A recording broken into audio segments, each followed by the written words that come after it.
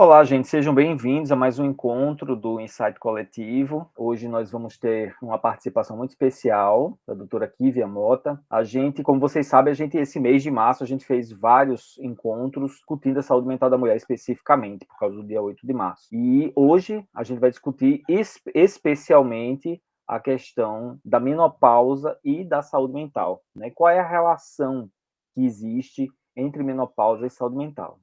A gente vai discutir um pouquinho sobre isso. Lembro a todos que esses encontros acontecem semanalmente. Os encontros ficam gravados no canal do YouTube. Vou colocar com o endereço embaixo na edição desse vídeo.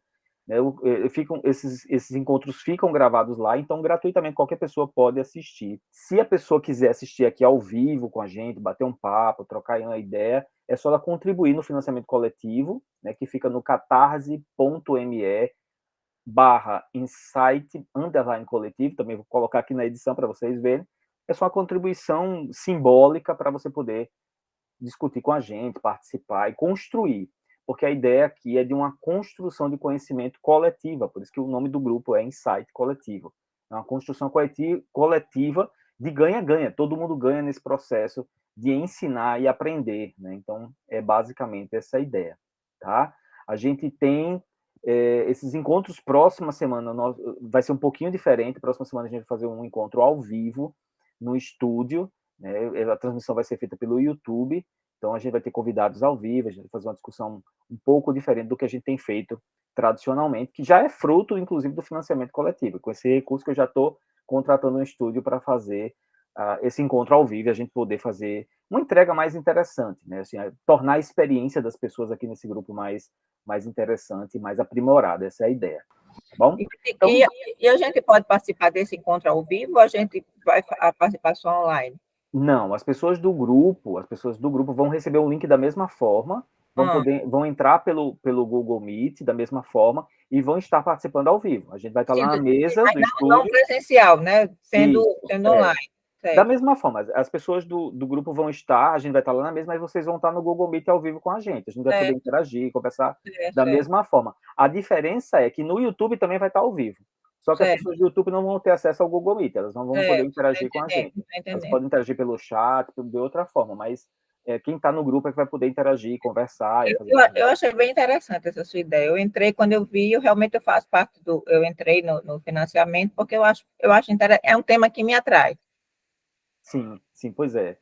Pois é, eu acho que é um tema, Fabiola, que é importante para todos nós que trabalhamos com a saúde, né? Porque a saúde mental é transversal, seja qual for a clínica que a gente atua, seja qual for o aspecto que a gente atua, a gente está lidando ali com seres humanos que necessariamente têm uma subjetividade, tem questões subjetivas que não tem como a gente deixar. Claro que dependendo da clínica isso pesa mais ou pesa menos, né? Mas é importante para todos nós, né? Com certeza. É isso. Então vamos lá, Kívia. Então, queria que você se apresentasse para as pessoas, para a gente poder começar.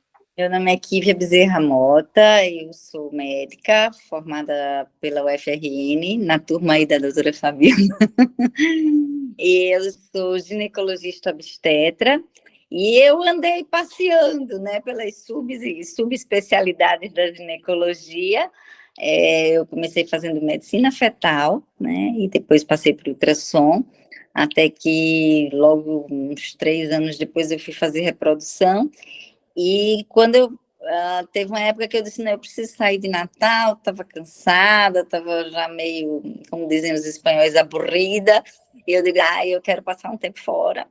E aí eu consegui um pós-doutorado lá na Escola Paulista e me surpreendi porque me chamaram para ir para a endocrinologia, né, para a parte hormonal, e lá a gente entrou mais no grupo mesmo da menopausa. Quando eu voltei para Natal, realmente tive que escolher, não dá para fazer tudo, e assim, a parte de tratamento da menopausa eu tenho feito muito pouco, às vezes umas amigas, as primas, mas é um tema que me fascina, né? Eu digo que é muito bom quando você tem um pediatra, o pediatra dos seus filhos tem É muito bom quando o seu obstetra já ficou grávida, quando o seu ginecologista obstetra já ficou grávida, e agora eu digo, não, agora eu sei exatamente o que é menopausa, porque eu passei por tudo da menopausa e graças a Deus tem tratamento e a gente consegue ultrapassar esse período com muita tranquilidade. Então, hoje eu sou também uma médica menopausada. E duas ali, ó, a doutora Fabíola também. E assim, chega para todas, gente. Não tem como escapar. Vai chegar a sua hora. E a gente sabe, né, que a menopausa sempre, para mim, era assustador. Eu dizia, meu Deus, como é que vai ser? Os calores, a sexualidade. Mas também eu pensava, isso nas minhas confabulações mentais, né? Eu digo, se eu deixar de ciclar, né? Se eu deixar de ter essa história do estrógeno subir, pico de LH, estrógeno desce, progesterona cai, eu não vou ter mais TPM, eu não vou ter mais aquela ansiedade, aquela coisa. Eu vou ficar uma pessoa assim mais estabilizada quando eu chegar na menopausa. Eu tinha essa ideia, tá? E realmente ela acontece. A gente não tem mais aquela coisa, aquelas alterações que a gente fica durante o ciclo menstrual.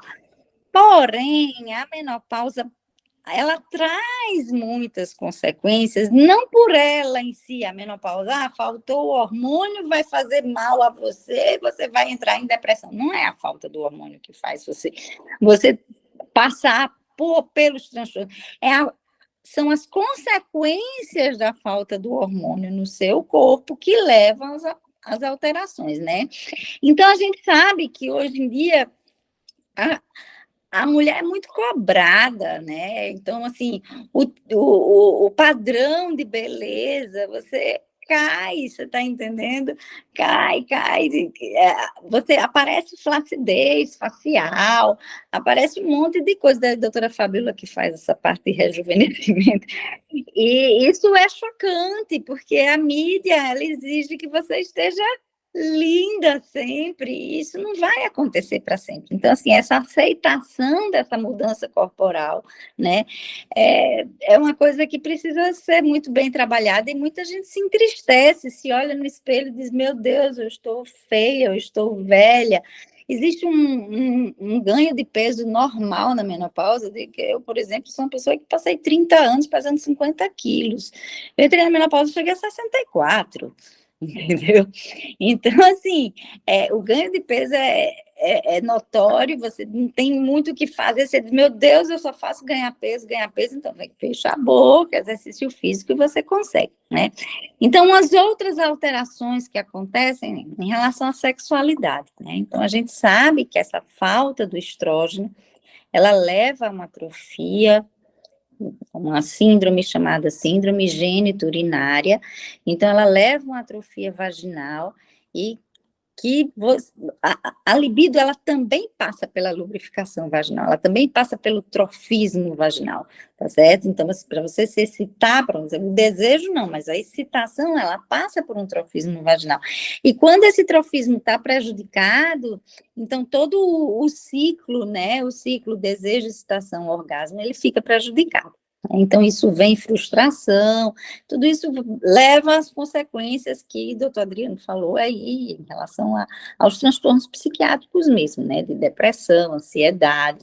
Então, além desse lado sexual que a menopausa mexe, o ganho de peso, as alterações corporais que a gente já falou, a autoestima, que muitas vezes vai lá para baixo, porque se a mulher ela tem outras realizações na vida, ela passa melhor por esse período do que aquela mulher que simplesmente ela só trabalhou aquilo na vida dela, que é o corpo e a beleza, aquela coisa mais fútil, realmente ela vai sofrer mais, né? Então, a menopausa leva a alterações de humor, leva. E essas alterações de humor, né? Então, essas alterações, esses altos e baixos também podem levar a transtornos psiquiátricos, e ela leva principalmente a alterações do sono, gente. O sono fica muito, muito comprometido. Então, são mulheres que dormem 3, 4 horas, 2 horas por noite. Então, elas têm insônia de iniciação, têm insônia de manutenção. Então, isso aí prejudica o restante do dia a dia dela, do do dia, né, dos afazeres, isso vai gerando também ansiedade e alteração de humor, né, que a gente sabe que a privação de sono leva, tá? Além de tudo, lembra que a gente aprendeu, Fabiola, que quando a gente faz 50 anos, se a gente teve filho com 25 eles estarão saindo de casa, né? Então, a síndrome do ninho vazio já não é tão comum, porque eu, por exemplo, tenho 56, tenho uma menina de 18 e um de 19 dentro de casa. Então, aqui em casa não tem nada de ninho vazio, o ninho aqui só está aumentando. Mas o ninho vazio para muitas mulheres ainda é uma realidade, né? E assim, voltando, aquelas mulheres que nunca não trabalham fora, que se dedicaram só a criar os filhos, tiveram uma vida intelectual mais limitada, vão sofrer também mais com a menopausa, tá certo? E aí, se vocês quiserem agora a gente intercalar com pergunta, porque assim, nos transtornos psiquiátricos, eu realmente não ponho a mão, sabe? Eu não prescrevo antidepressivo, eu sou daquela ginecologista que só prescreve remédio de ginecologia, né? A cara de Adriana. Então, assim, eu sou uma defensora total da terapia hormonal, né? E claro que ela é individualizada, claro que não é para todo mundo, infelizmente nem todas as mulheres a gente pode fazer a terapia hormonal clássica, porque elas têm algumas contraindicações, tem muitas contraindicações, né? Então nem todo mundo vai se beneficiar disso. Porém, além da terapia hormonal, a gente tem uns jeitinhos que a gente pode dar, tá certo? E que para aquelas pacientes que não podem fazer a terapia hormonal, no caso de estrógeno mais progesterona, a gente tem algumas alternativas para elas, né? Aí sim a gente prescreve um antidepressivo, mas em dose baixa para fogacho, ponto, tá? Não como antidepressivo, como antifogacho, tá certo? E aí eu trouxe algumas coisas de terapia hormonal, né? A gente sabe que, por exemplo, se eu tenho uma paciente que entrou em menopausa, que a gente chama de menopausa cirúrgica. Gente, menopausa cirúrgica é aquela menopausa que o médico vai lá e retira os ovários da paciente por algum motivo, por tumor, por algum motivo, tá? E essa paciente teve essa retirada de ovário antes dos 45 anos. Então, já está provado que essas mulheres que entraram na menopausa de forma cirúrgica antes dos 45 anos vão desenvolver demência precoce e déficit cognitivo. Se elas não forem, se você não fizer essa reposição nelas, tá certo? Então, estrógeno e progesterona faz falta aqui para cima, tá? A gente sabe que as mulheres que fazem reposição hormonal por mais de 5 anos, e aquelas até por mais de 10 anos, com início precoce, o que é início precoce? Então, eu entrei na menopausa aos 50, tá? E eu iniciei minha reposição hormonal no mesmo ano, no ano seguinte. Isso é um início precoce de terapia hormonal, tá certo? O ginecologista, ele tem uma janela para iniciar essa terapia hormonal. Essa janela, ela dura 8 anos depois do início da menopausa, tá? Então, você fez o diagnóstico de menopausa, você tem 8 anos para iniciar o tratamento. Quanto mais precoce você iniciar, menos você vai ter Alzheimer, déficit cognitivo, demência e Parkinson também, né? Então, assim, se você inicia nos 3 primeiros anos, está comprovadamente, já tem meta-análise aí de 18 mil pacientes, né? Que você tem uma diminuição, acho que é até de 2 vezes, né? 2 vezes o risco de você ter Alzheimer e Parkinson, né? Então, assim, quanto mais precoce você iniciar a terapia hormonal para essas pacientes, melhor, tá certo? Que mais? Aí o estrógeno e a progesterona, a gente sabe que quando as pacientes elas estão usando a combinação, né? Porque nem todas usam a combinação, algumas usam só estrógeno. As alterações do sono, elas praticamente inexistem, tá certo? Então, a mulher dorme melhor. Que mais? Se você... Quais são as contraindicações, Kívia, da terapia hormonal? Tinha um professor que dizia, gente, tem tanta contraindicação que não vai ter nenhuma mulher para te indicar esse negócio. Tá, vamos lá. As contraindicações são diabetes, hipertensão, doença coronariana, familiares de primeiro grau, no caso, e segundo grau, né? Tia, irmã, e mãe e filha com câncer de mama antes da menopausa, tá certo? São pacientes de risco, não pode fazer. Hipercolesterolemia, tá? Mas se você tratar, assim, diabetes estiver compensado, você pode fazer. Hipertensão, se estiver compensado, você pode fazer. Essas coisas que a gente está falando aqui são pacientes não compensadas, tá? Então, hipercolesterolemia, hiperglicemia, alteração de função renal, alteração de função hepática, hemangioma hepático e enxaqueca com aura, tá? Toda doença sistêmica, então, paciente de lúpus, pacientes graves, a gente evita, sabe? Então, existem duas formas de você fazer, existe a forma transdérmica, existe a forma oral, a gente tem dado preferência pela transdérmica, porque não tem a segunda passagem hepática, né? Mas tem custo também. Lembrar sempre de proteger o endométrio precisa ser protegido com progesterona, então aquelas pacientes que não têm útero, elas não precisam tomar progesterona, mas a gente já sabe que a melhor combinação é estrógeno mais progesterona. Tá certo? Em relação à diminuição de riscos, então a gente já falou de Alzheimer, de demência, diminui o risco de doença coronariana, se for iniciado precocemente, enquanto as artérias estão molinhas. Depois que as artérias endurecem, não faça não, que é pior, tá? Então tem que ter, o período de janela falam em 8 anos, eu particularmente acho que tem que ser até menor, para a gente iniciar essa paciente, tipo assim, continuar botando ela para no esquema de ter hormônio, entendeu? Não deixar o corpo dela sentir as consequências da falta do hormônio. Trombose, a contraindicação, né, das trombofilias todas, o passado de trombo, o que mais? São tantas, né? E aí, nesse processo, quando você inicia essa reposição hormonal, como é que é essa manutenção de médio e longo prazo? Essa mulher vai manter essa reposição durante quanto tempo? Como é que... Próxima consulta. Então, assim, não existe mais um tempo determinado de reposição, tá? Então, ela pode usar por 6 meses, 1 ano, 2, 3, 10, 20 anos, entendeu? O paciente está super bem, você não tem por que tirar, tá certo? Porém, a gente tem o que a gente chama de exames de segurança. Quais são os exames? Ela evita osteoporose, né, gente? Evita câncer do cólon, mas ela aumenta o câncer de mama. Tá? Então, ela dobra o nosso risco de câncer de mama. Mas, se você pensar quanto é o risco de câncer de mama, 0,1% da população, olha, Ana Augusta, 0,1% da população vai passar para 0,2%, entendeu? Então, assim, os benefícios são, no meu entendimento, maiores que o risco, né? E a próxima consulta que a gente fala, porque essas pacientes, elas precisam a cada 6 meses fazerem os exames de segurança, tá?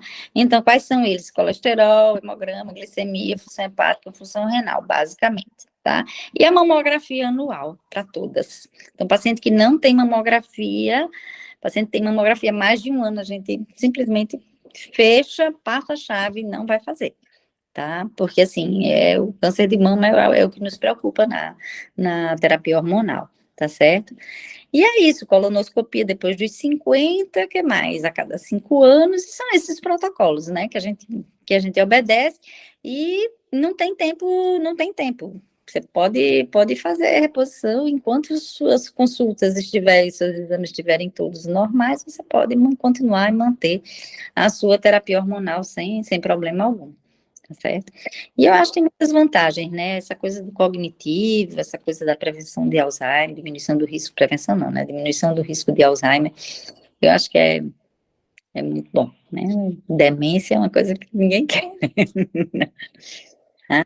Nesse processo do climatério, uma coisa que eu percebo no consultório é que as mulheres, quando vão chegando nessa fase do climatério, e inclusive para a psiquiatria, para nós da psiquiatria, vamos dizer assim, um período de risco, entre aspas, que a mulher ela tem 2 grandes períodos de processo de doença psiquiátrica, é o final da adolescência, início da vida adulta, e esse período do climatério, né? Muitas mulheres fazem episódio depressivo, episódio psicótico, inclusive, episódios de mania, da bipolaridade, mesmo que nunca tenham tido sintomas na vida. Então, um período, teoricamente, entre aspas, de risco, né, podem acontecer episódios nesse sentido. E uma coisa que eu percebo é que algumas mulheres, às vezes, elas começam a apresentar esses sintomas de forma gradual, nesse período, e aí tem, claro, vários fatores, como você mesma citou, a questão do ninho vazio, a questão do trabalho, muitas vezes o trabalho tem fatores ansiogênicos envolvidos, a família, os maridos, um dos grandes problemas, né? Enfim, são várias questões envolvidas aí. E aí o que é que eu vou percebendo? E aí eu começo a me preocupar com essa questão, como é que tá esses exames e tal, e aí eu sempre, muitas vezes eu recebo a seguinte resposta: não, eu fui na minha médica, ou no meu médico, fiz os exames, os hormônios estão ok, ele disse que não tem nada a ver com menopausa. E eu sempre me questiono, sabe, Kiva? Eu sempre me questiono, porque como assim não tem nada a ver com menopausa? Se você está num período da vida que provavelmente nos próximos anos isso vai acontecer, é assim, é da noite para o dia, amanhã meus hormônios estão anormais e eu entro na menopausa, isso não é um processo que vai acontecendo, não existe uma... Né? Eu queria que você explicasse isso melhor. A gente vai perdendo o óvulo desde a vida intrauterina, né? Então vai perdendo, perdendo, perdendo, perdendo. Então, nossa vida inteira é de perder óvulo. E quando a gente, depois dos 40, né? Então, a partir dos 40 anos, antes a gente chamava de menopausa precoce, né? Lembra, Fabíola e Adriano? Então, assim, não, antes dos 45, menopausa precoce. Não, agora é 40, gente. A partir dos 40, se entrar na menopausa, é normal. Só que antes de entrar na menopausa, existe um período que a gente chama de transição menopausal, tá? Que é quando você vai ter menos folículo e o seu corpo, ele reconhece isso. Tá? Então, a mesma ideia da TPM, que é o luto do corpo, porque eu ovulei, tive todo aquele trabalho e não engravidei, minha progesterona foi lá para baixo e eu estou pé da vida, tá certo? O corpo da mulher com a menopausa, que está se aproximando da menopausa, ele também reconhece, porque a gente se for pensar só do ponto de vista biológico, nós somos só feitos para reproduzir, nada mais, né? Então, assim, ele vai notando que tem pouco óvulo, tá certo? E existe esse aumento no FSH, e aí você faz recrutamento precoce de ovocito, e aí você não engravida, e a TPM vem triplicada, tá certo? Então, essa fase é a fase da transição menopausal. Tá? Quando a mulher ela já tem uma quantidade de óvulo muito pequena, que ela não cicla mais como ela ciclava antes. Então, o primeiro sintoma da falência ovariana é o ciclo mais curto. Né? E aí você já começa a ter as alterações de humor, aí você já começa a ter as alterações de sono, e aí Adriano já começa a notar que essa mulher não pode dar o start dela ali. Né? Então, essas pacientes elas já podem iniciar a terapia hormonal. Tá? E se você dosar os hormônios dela, vai dar tudo normal. Tem alguns sinaizinhos, você pode pedir um antimileriano, você pode fazer um ultrassom para fazer contagem de folículos antrais, mas tem uma tríade que a gente chama que é a tríade clássica da endocrinologia, que é LH, FSH e estradiol. Então, se eu faço LH, FSH, estradiol lá no terceiro dia do ciclo, e eu conheço um pouquinho de fisiopatogenia, de subida e descida, eu faço diagnóstico de transição menopausal só com essas 3 dosagens no terceiro dia do ciclo, né? Então, às vezes, não sei o que tá, não sei se falta, nem todo gineco tem essa formação, né? Então, assim, eu brigo muito, porque as escolas de ginecologia e obstetrícia, elas são 80% obstetrícia e 20% ginecologia, enquanto que o consultório e o que a demanda da população é 80% ginecologia e 20% obstetrícia, certo? Só que, assim, isso aí passa pelo SUS, aí não vem ao caso, porque a gente sabe que precisa ter o obstetra ali para fazer os partos do SUS, aí não vem ao caso. Tá? Mas a nossa formação está errada, entendeu? Nossa... Pode falar. Eu acho impressionante a falta, como vocês falaram, a falta de diagnóstico clínico. Porque se a mulher está numa idade de 45, 50 anos, ela vinha ter ciclo regular, de repente o ciclo fica diferente, ela começa a ter alterações de humor, começa a ter insônia. Uhum. Aí está um exame normal. O exame é o resultado de um momento. Não tem outro diagnóstico, é transição. É o resultado de um momento. E aquele momento, o sangue é meio de transporte. A gente não sabe o que está acontecendo dentro da célula. Né? O que a paciente está sentindo e o que ela está dizendo é muito mais importante do que você ver um FSH, um LH e um estradiol normal. Mas é pior que não vai estar normal, sabe, Fabíola? Mas vamos dizer que esteja. Vamos dizer que esteja. Mas isso... No terceiro dia do ciclo, o FSH vai estar normal. Pois é. E essa alteração, assim, eu sei que eu prescrevo hormônio também, né, na integrativa, que eu fiz hematologia, mas hoje eu faço integrativa. E a gente costuma fazer, porque a gente faz muita progesterona mesmo esterectomizada. Por exemplo, eu sou esterectomizada, eu faço progesterona. Sim, porque os dois juntinhos é que atuam lá. Porque a progesterona não existe só para o útero. Inclusive, ela é precursora de GABA, né? Uhum, por isso que a mulher geralmente tem insônia. A deficiência de progesterona está muito a ver com isso. A gente começa a repor, melhora muito isso. Uhum. Então, a gente, quando começa a ter essas alterações, a gente começa a fazer a progesterona na segunda fase do ciclo. Então, a gente já começa a repor antes da menopausa mesmo, da data da parada completa menstrual. Você não tem que esperar a mulher passar 1 ano sem menstruar. Toma para você começar a tratar. Você trata já na fase de transição. Exatamente. E você estando na fase de transição, pode ser que a gente retire as pacientes desse grupo de risco que a Adriana falou aí. Com certeza. Ela não vai ter, ela vai continuar como ela é. Então, essa fase de puberdade, que a gente sabe que não tem jeito, como é que você vai fazer? Sei lá, pós-parto também é uma fase de bastante risco, né? E essa fase da menopausa, ela não vai sentir. A mulher começa a reposição na fase de transição menopausal, ela não sente a menopausa. A vida dela continua igual como era. Exatamente, continua bem. Agora, o que eu não entendo, Kívia, eu sei que existem todas essas contraindicações, e quando eu vou fazer alguma reposição, eu sempre peço para o meu paciente ir para ginecologista e ter o aval da ginecologista. Por quê?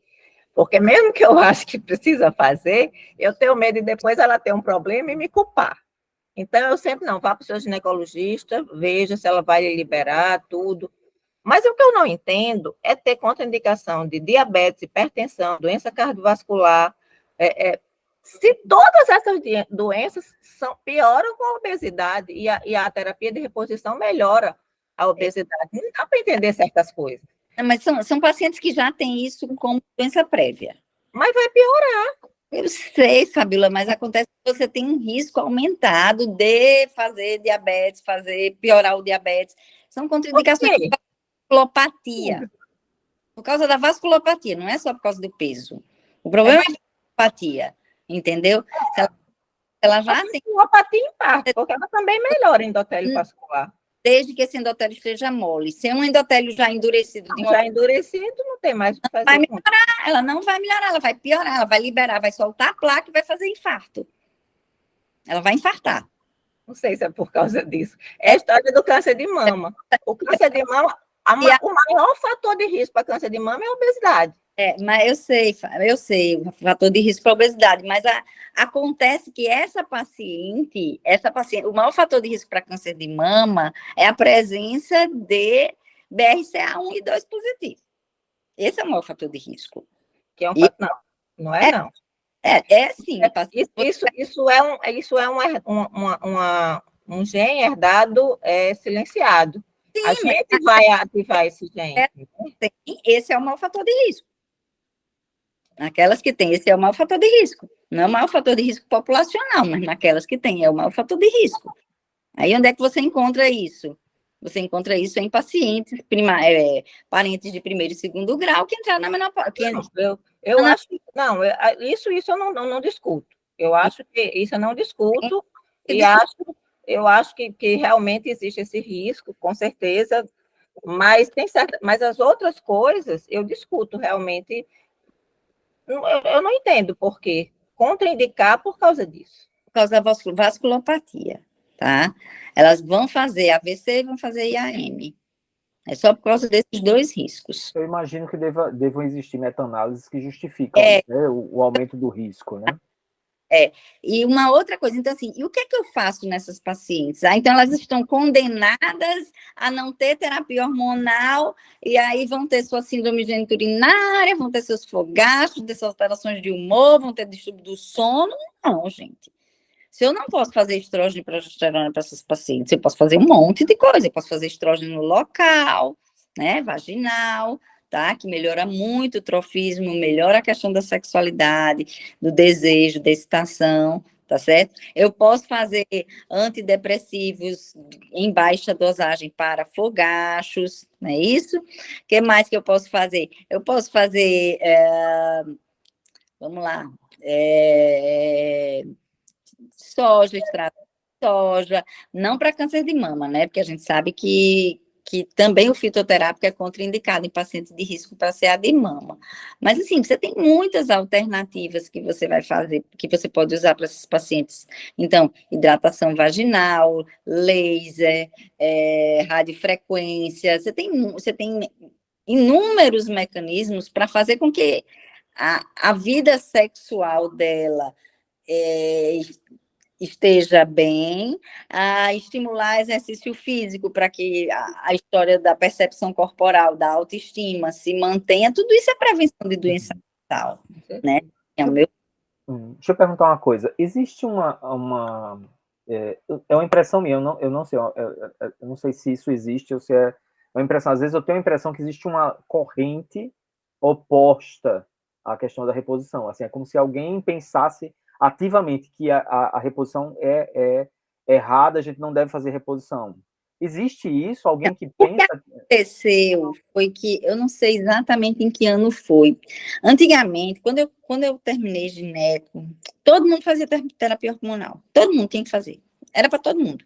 Então, gorda, hipertensa, diabetes, todo mundo tinha que fazer. Aí surgiu um estudo americano, tá? Mostrando o risco cardiovascular da terapia hormonal. Aí ninguém mais podia fazer. Acabou. Vamos tirar, acabou, ninguém fazia mais terapia hormonal. Aí, espera aí. Aí vamos separar. Como é que foi feito esse estudo? Ele botou todo mundo num bolo só, tá? E aí disse, olha, tem aumento de risco de doença cardiovascular, não vai fazer mais. Quando você começou a separar os pacientes por grupos, né, você viu, não, esse grupo aqui se beneficia. Só que aí volta, viu, Adriana, a questão da formação. Entendeu? Então, tem muita gente ainda achando que não é para ninguém. Isso é difícil, porque às vezes a pessoa está com a sua ginecologista, você manda aí. Eu conheço o ginecologista numa fase. Onde a professora de menopausa não prescreve de jeito nenhum, porque ela é contra. Mas por que ela é contra? Porque ela é contra, mas e quem é ela para dizer que é contra? Né? A gente esbarra muito nas escolas, sabe? Entendeu? Então não é impressão minha, existe realmente uma corrente, né? Existe algumas pessoas que têm essa crença mesmo, né? Isso já tá referendado, tá em guideline, todo mundo tem que fazer alguma coisa para a mulher na menopausa. Você não pode dizer assim, ai, sinto muito, não faço nada, não, vá lá, sofra, se acabe e pronto. Isso não existe, gente. E outra coisa, esses trabalhos que deram esses resultados, eles também eram feitos com uma qualidade de estrogênios muito ruim, né? Hoje se tem uma qualidade muito melhor. O estradiol, por sinal, é de uma qualidade muito boa. O progestágeno ainda não é tão bom, mas o estradiol é muito bom. Então, antigamente, se usava da urina da vaca. Você usava etinil estradiol. Né? Hoje você usa valerato, hoje você usa transdérmico. Outra história. E o próprio estradiol de muitos que é bioidêntico, né? Já. A gente só usa bioidêntico, inclusive a progesterona é bioidêntica, não faz o progestágeno. Mas assim, a qualidade, de uma forma geral, tanto dos bioidênticos como dos sintéticos, isso assim, melhorou muito. Então, esses trabalhos foram feitos com uma qualidade muito ruim. Isso. O premarinho tirado da urina da vaca, que não servia nem para a vaca, porque já era um metabólito da vaca que ela já estava eliminando, aí ia servir para a gente. A gente usa estradiol muito mais próximo do estradiol endógeno, entendeu? Isso aí realmente faz uma diferença enorme. A progesterona que a gente usa é progesterona micronizada, né? Então, assim, é uma diferença enorme.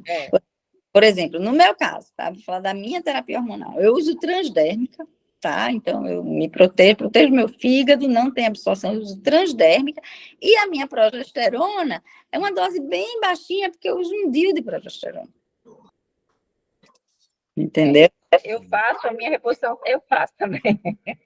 Eu faço estradiol, faço estriol, faço progesterona, não uso tão baixa dose, e eu sou esterectomizada e faço testosterona, dose bem baixinha de testosterona. Que é outra coisa que melhora muito a questão de humor. Tem pacientes que se beneficiam com a testosterona, né? Mas eu deixo a testosterona para aquelas pacientes que eu já fiz estrógeno e progesterona e ela continua com uma queixa, entendeu? Aí eu inicio a testo. Mas para a maioria, elas nem precisam, elas vão bem sem testo também, entendeu? Então, tá bom?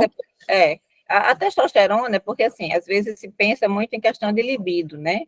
Mas a testo, quando você tem um bom estradiol, quando você tem um bom... Testosterona sem estradiol não faz efeito com relação à libido. Entendeu? A libido, assim, pelas minhas observações, ela vai bem. Né? Com certeza com estradiol. Mas a testosterona, ela é importante também para prevenir perda de massa muscular nesse período, né? Que é uma perda de massa muscular importante. Ela é importante para diminuir a massa gorda. E a testosterona, ela dá um raciocínio mais racional. A mulher deixa de ser aquela hiperestrogenizada, que é mais lábio, e passa a ter um raciocínio mais racional. Então, eu acho que essa é a grande qualidade da testosterona na mulher. Deixa eu fazer uma pergunta, mudar um pouquinho de assunto, dessa questão a gente está falando muito de hormônio. Vamos voltar para a psiquiatria, Deixa eu fazer uma pergunta a vocês. Vocês acham que as mulheres, né, nesse período da vida, elas sofrem preconceito? Sim, etarismo. Eu vou dizer para você a minha experiência. Se você chega em qualquer lugar público para ser atendido, a mulher velha é a última a ser atendida. É verdade. A minha mãe responde isso todo o tempo. Pode perguntar para a mãe de vocês. Primeiro, se o atendente for um homem jovem, ele vai atender as mulheres jovens. Se ele for uma mulher jovem, vai atender os homens jovens, entendeu? E assim, se ele for se ela for uma mulher, ela vai atender todos os homens para atender a mulher velha por último. Então, a mulher velha é realmente a última na escala. E é uma minoria, né? Então, se você pensar na idosa, então, essa coitada está fora completamente de qualquer grupo de apoio, porque então hoje você tem minoria X, Y, Z, L, G, todas as minorias bem representadas, com força. E cadê os idosos? Ninguém fala neles. Verdade. Se tivesse a procuradoria, então aí eu acho que era um caos. Mas ninguém fala. E aí a gente viu a questão do etarismo, né, do preconceito, que a moça entrou lá na faculdade com 40 anos para mim é uma gatinha. Então, sofrendo preconceito de uma geração que se diz sem preconceitos. Entendeu? Entendi. Dona Augusta. Eu estava aqui pensando, né? E essa população vai aumentar. Vai aumentar e vai deixar de ser minoria, né? Vai deixar de ser minoria. Então, vai ter que se pensar realmente nas políticas. Na semana passada, a gente estava conversando sobre isso, né, Adriano?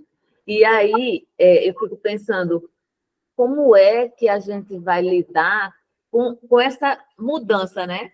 Porque a gente tinha uma pirâmide de um jeito e vai mudar completamente. A pirâmide já está cinturada. Já. Entendeu? Já mudou. Aí você vai para um país da Europa, por exemplo, a Portugal, né, que a gente não tem idoso. Eu não sei como que são essas pessoas, né? Eu noto que o idoso aqui não tem. Tem ali a vaga do estacionamento, o direito de entrar na fila do banco e ponto. Criaram um estatuto só para inglês ver, né?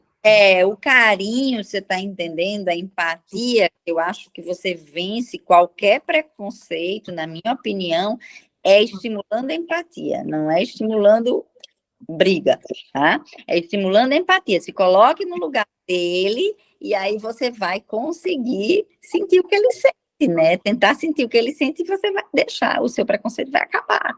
E você vai ser, né? Eu acho que passa por aí.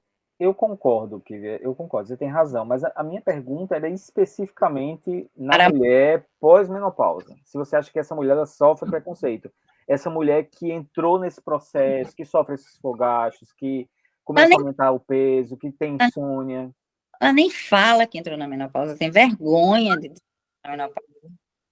Então, eu escancaro, né? Sabe que eu estou na menopausa. Eu falo isso pro Não tem um problema também. tá entendendo? Mas é porque é outra história, mas ela não fala que entrou na menopausa.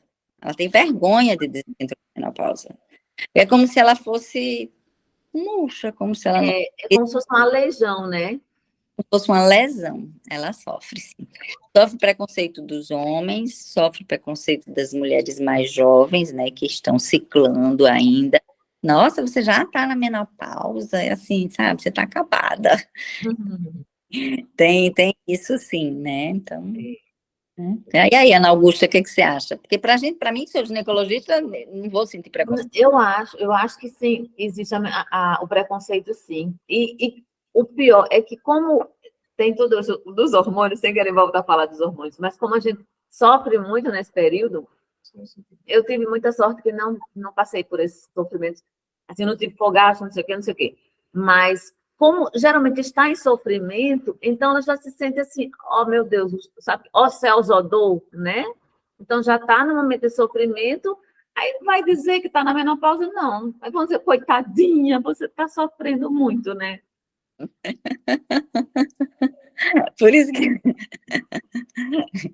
eu estou adorando a menopausa. Ai, eu também. Estou adorando. Então, assim, gente, o recado é esse, né? Sabe, assim, sexualidade mantida, desejo mantido, vontade de fazer as coisas, mas aí eu volto aqui, eu faço terapia hormonal, né? E a cabeça também tá boa, continuo trabalhando, do mesmo jeito, não mudou nada, a vida não mudou nada, continua tudo igual. Mas eu acho muito importante isso que vocês estão falando, porque, assim, às vezes eu vejo uma expectativa tão ruim das mulheres nesse sentido, né? Ai, porque vai chegar a menopausa. Eu vejo o discurso, né? Ah, porque olha, eu tô perto da menopausa, viu? Olha que, assim, Olha isso, só. assim, é uma expectativa muito ruim.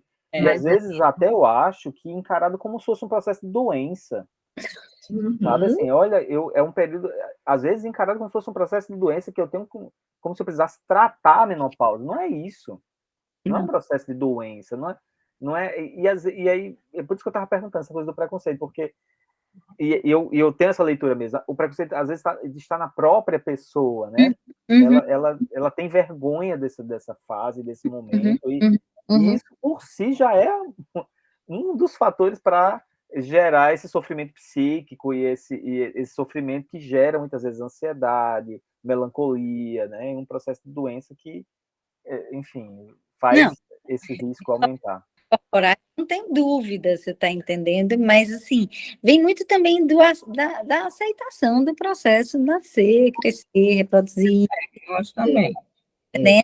É como você disse, a pessoa que só vive para uma coisa, ou só vive para a questão estética, vai chegar numa situação como essa. Sobrou o quê para ela, né? Assim, hoje eu Os valores também.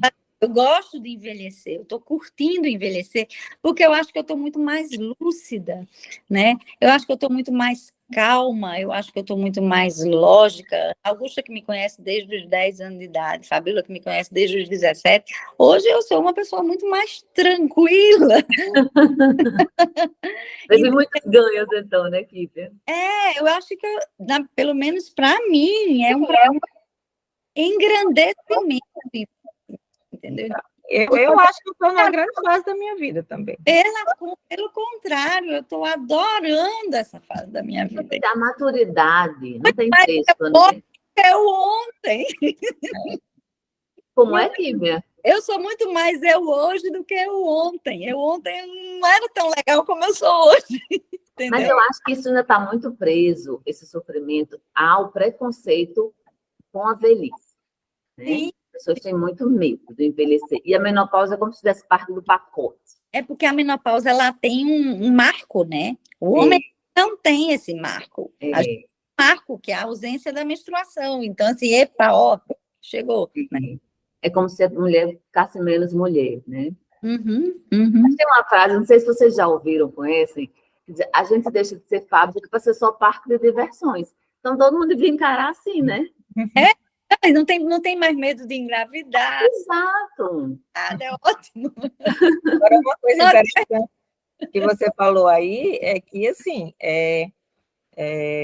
as mulheres que são casadas, é interessante fazer a reposição os dois, né? Porque o homem não tem aquele marco da menopausa, mas ele também entra na andropausa e ele fica numa irritabilidade, a falta de testosterona, e principalmente se ele for obeso, a conversão da testosterona em estradiol leva a uma extrema irritabilidade. Ele fica que nem ele se suporta. Imagina quem está ao redor. Então, isso é pouco falado, né? Mas Então, eles estão buscando, viu, Fabíola? Eles estão buscando, eles estão buscando, eles estão não, mas é muito importante que aconteça isso. buscando. É muito importante porque se a mulher está passando por uma fase difícil, o marido está passando por uma fase difícil, aí é o inferno. Então, não por isso que os homens ficam tão ranzinzas, nessa fase. Assim. Muito, muito. Tem muito. Eles devem. Quem é que acompanha? É o urologista? O urologista É, faz. o urologista, o geriatra, né? O geriatra. Entendeu? A gente que é da reprodução, né? Eu trato, mas assim, é uma outra abordagem, porque é do paciente mais jovem. Eu na integrativa faço, muito reposição masculina. Algum clínico geral, se for uma pessoa antenada que goste também dessa coisa, ele pode estar. Tá bom? Muito bem. A gente está quase finalizando. Assim, geralmente um encontro dura de 50, 60 minutos e tal, né? Eu acho que foi um encontro muito interessante, assim, vocês... Foi com 3 menopausadas aqui.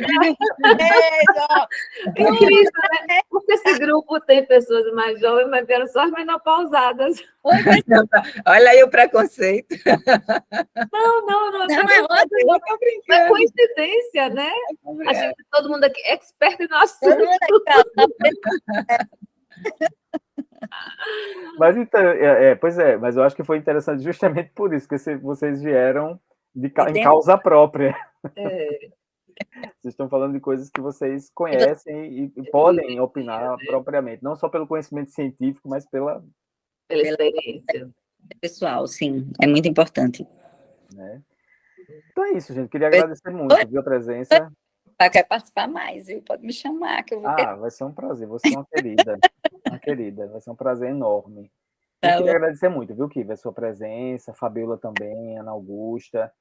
Eu acho que, assim, a gente tem, cada vez, esses encontros têm me motivado cada vez mais. Assim, é o momento auge da minha semana. Porque eu aqui aprendo muito, né, e compartilho, porque eu acho que essa vida que a gente leva, essa correria, esse trabalho automático, essa coisa do dia a dia, esses momentos, esses encontros, sabe, assim, esse grupo, para mim, ele tem funcionado como um momento de encontros mesmo, assim, que a gente não tem, né, na vida, para parar e para conversar. Isso que a gente fez hoje. Cafezinho, né?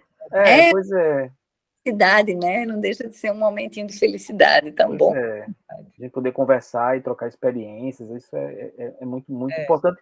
Afora que a gente imagina, assim, a quantidade de informações que vocês deixaram aqui hoje vai servir para outras pessoas que vão escutar essa conversa e vão tirar 1000 conclusões e vão compreender coisas que está acontecendo com elas mesmas, assim, que às vezes a pessoa acha que está sozinha no mundo, né?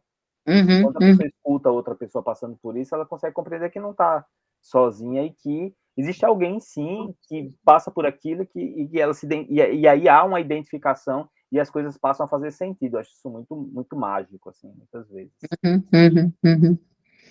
Pois tá bom. Muito, muito obrigada. É isso. E voltaremos a conversar. Tá bom? Com beijo. certeza. Tchau. Beijo, gente. Boa noite. Boa noite. Desculpem o atraso. Nada, beijo. Beijo. Tchau.